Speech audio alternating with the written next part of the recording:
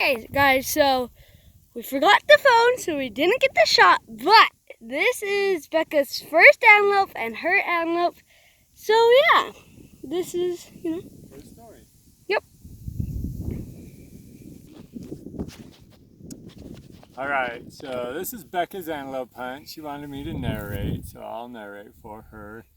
We had gone to one place early this morning, a spot that Andrew and I had scouted last weekend, and yep, it was a bust, so that was sad. But we thought, well, this was also a cool spot that I was excited to get back to. And Andrew and I had driven through here last weekend, and we saw 3 antelope. We thought were probably 3 does and maybe a fawn. So that was exciting because this is a youth doe fawn hunt that Becca and Andrew drew out on. So we came up to this super cool little draw, and it's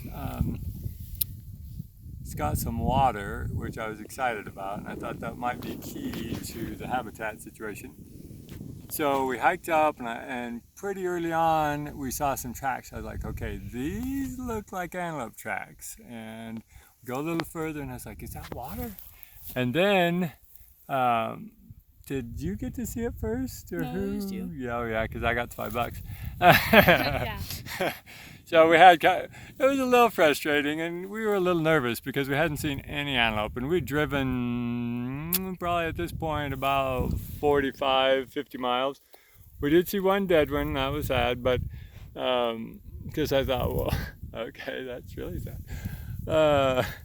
But so I spot this antelope, and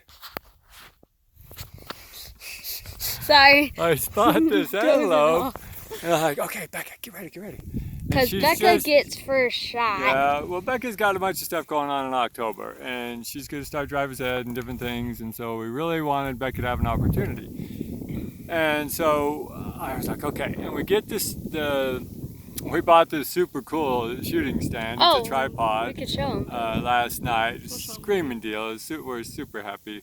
But so I get that set up, and she stands there for a second. I'm trying to get her clear in the binoculars, and I just want to make sure it's a doe and not a buck. And I thought I saw some antlers, or horns, which doe antelope do have, but they're usually, pretty short. Often not much than 3 inches, not much over their ears. But I just didn't want to spoil the hunt by shooting a buck. I knew that would just be a sad day and just not responsible. So I was like, no, wait, just no.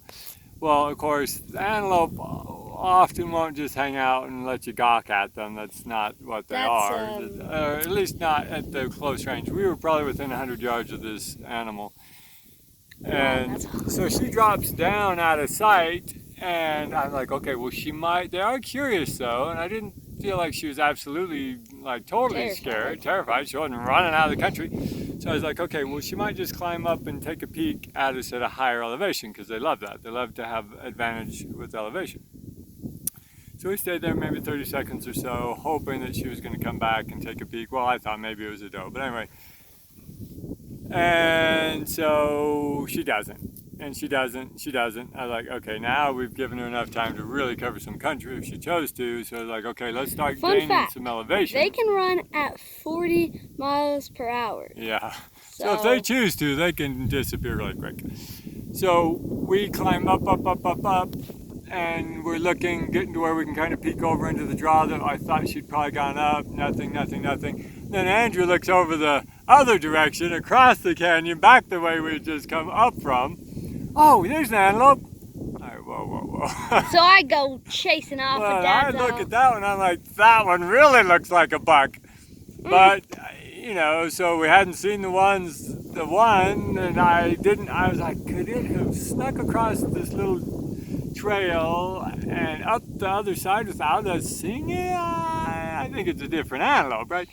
But so, sure enough, we huff and puff and zip up to the other side. I was very quick. And Andrew was determined. He just zipped right up, and I was like, Becca, if you want a shot, we got to get up there, right? So we're scrambling to catch up with Andrew, and we get to the very top, and we're kind of skylined. I was like, we need to get off this skyline. We don't want to be skylined because they can see.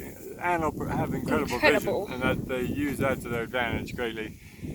So we're on this little knob and we're looking. I was hoping maybe the antelope were just going to be on the other side, maybe bedded down. And no, there's Nope. no antelope. And So then we start moving, and all of a well, sudden, and then it was kind of, we got back together and I was like, well, what do you think? Oh, at one point though, we looked back. Becca and I looked back and I was like, oh, look. There they are. There's the antelope that I thought should be up on that hillside. There they are looking back at us.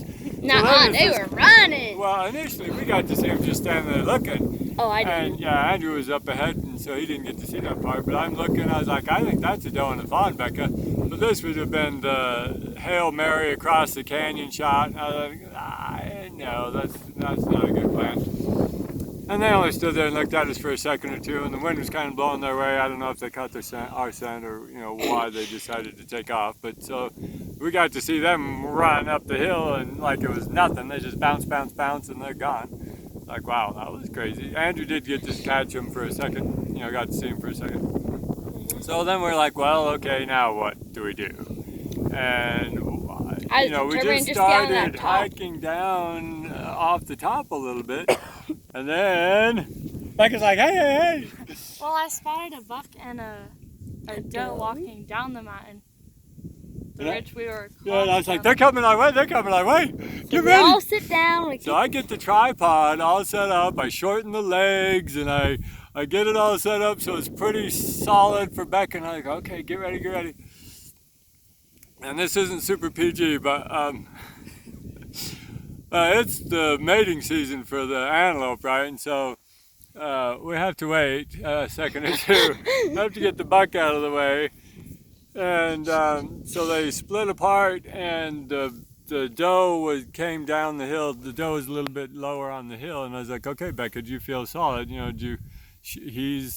They're far enough apart, I feel confident. I was able to tell which was the doe and which was the buck. So. And I was watching Becca, and she just calmed down. She got her hand on the trigger. She was slowly squeezing it. I was like, this is it. It's gonna go down. And sure enough, she shoots, and it goes boom. And then we're watching the antelope, and it just drops. And we're all so happy because she got one. And then Dad's all like, all right, Andrew, go get it. So I go dashing down the hill. Well, I wanted to keep visibility because when she dropped, she could all roll. we could see was kind of her back, and it really honestly, I in. did not see anything. I only saw the buck, and so the buck didn't really leave her whatsoever. Even when I got pretty close, he was like, wait, what?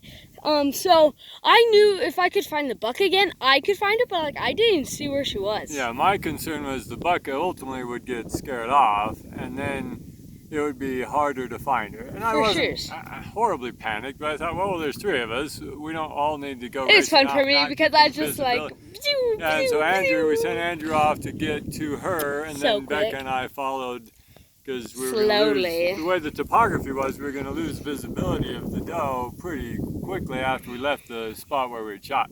So I just thought that would work well, and it did. It worked great. Yep, it was a pretty awesome shot, right for the lungs. Yeah, it was very far away. Absolutely right where I told her to aim. It was such a perfect shot. It was amazing.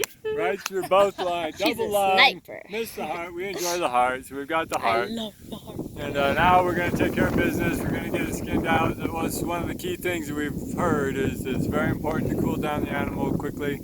So we've got a tarp to keep kind of a clean surface, and we're going to get her skinned out, and then we have a cooler, and we're going to get her iced down and cool, and then we're going to figure out what seems like the next move on the adventure. See you guys then. Bye.